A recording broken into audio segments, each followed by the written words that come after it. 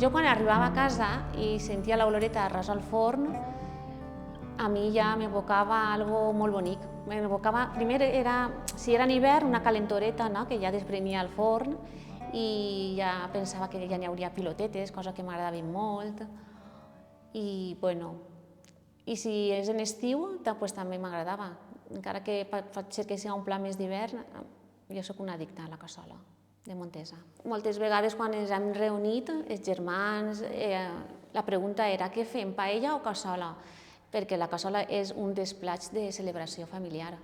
Jo crec que es diu arròs passejat perquè la cassola es preparava en casa, les mares la preparaven en casa, però es cuinava als forns, entonces la portaven pel carrer al forn per a que es cuinara i després la tornàvem a casa. La cassola típica de Montesa és germana de totes les cassoles que es fan a la costera, no és que tinga grans secrets, però te parlo de la de Montesa.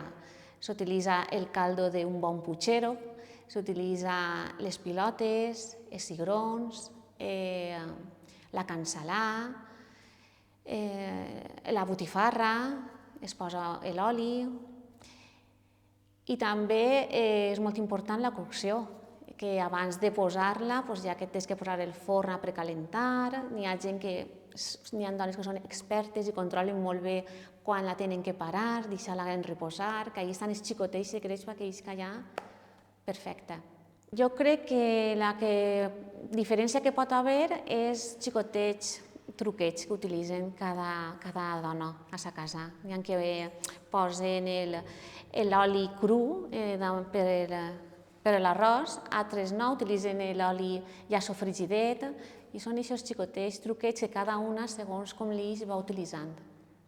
La cassola de Montesa és una història viva, generacional, que ens passen les nostres iaies, abueles, ties, veïnes i està ahí present.